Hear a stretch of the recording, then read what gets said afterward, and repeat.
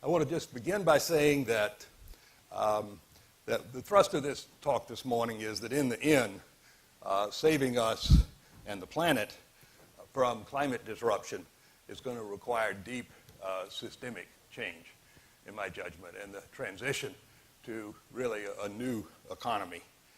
And I want to apologize at the outset for to those of you who are from abroad, because this is very much addressed really to a U.S. audience. And those of you who are from abroad, more advanced countries, you may enjoy, be bemused by the state of things here. And I think probably we would agree with the idea that our present system of political economy, if it were performing well, there'd be very little need to change it. But the truth is that that's not the case. It's not performing well.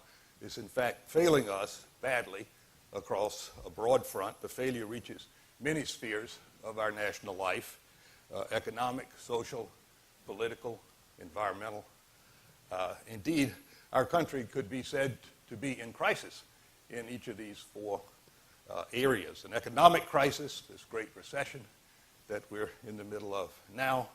A social crisis of extreme and growing inequality that's literally unraveling the social fabric of the country. A tiny minority have experienced soaring incomes and accumulated grand fortunes, while the wages of working people have stagnated despite the fact that productivity gains have occurred, and poverty has risen to a near 30-year high in the country. Social mobility has declined. Record numbers of people lack health insurance. Schools are failing.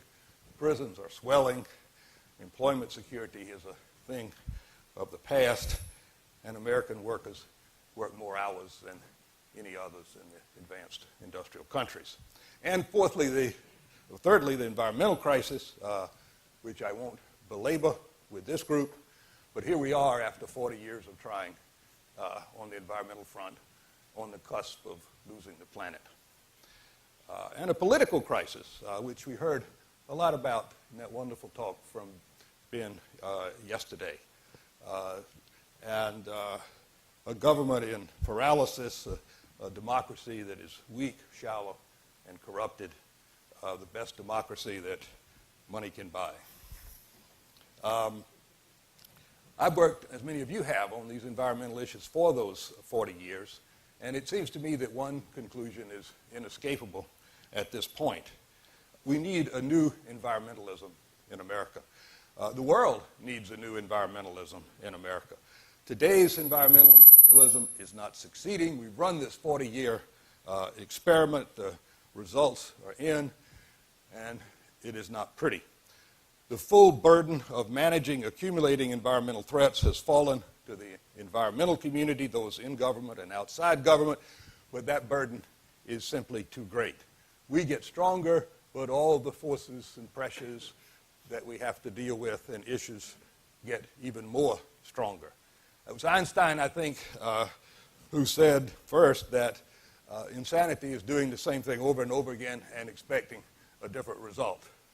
And for us just to continue what we've been doing in the past and expecting something different would indeed be insane. So it's time for something different. It's time for a new environmentalism. And I think this has got to be the core of this new environmentalism, that it seeks a new economy. And to deliver this promise of a new economy, we've got to build a new politics.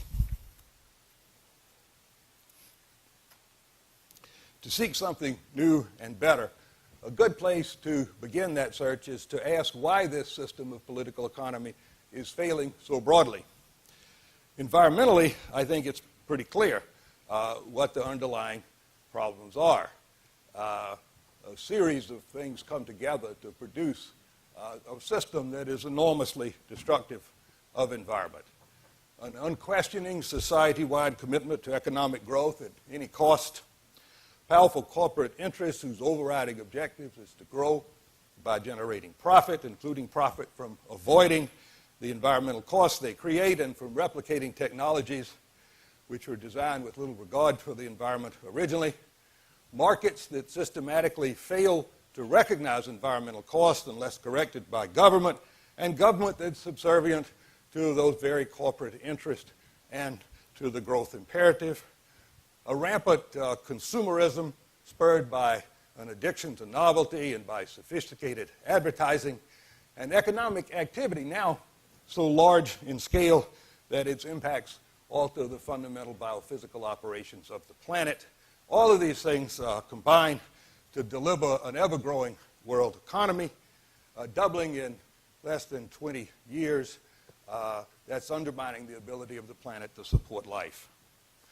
Now, this environmental reality is linked powerfully, I think, and I'm sure many of you agree, with a growing social inequality and the erosion of democratic governance and popular control that we have experienced. Only a powerful democratic reality can guide and regulate the economy for environmental and for social ends, and only a society that is cohesive and fair is likely to rise fully to the shared challenges of the environment. Unfortunately, we live and work today in a system of political economy that cares profoundly about profit and growth and cares about society and cares about the natural world only to the extent that it is required to do so. It's thus up to us as citizens to inject values of fairness and solidarity and sustainability and care for the future into this system of political economy. And government is the primary tool that we have at our disposal for accomplishing this, but typically we fail at this assignment because our politics are too enfeebled and government is excessively under the thumb of powerful corporations and concentrations of great wealth.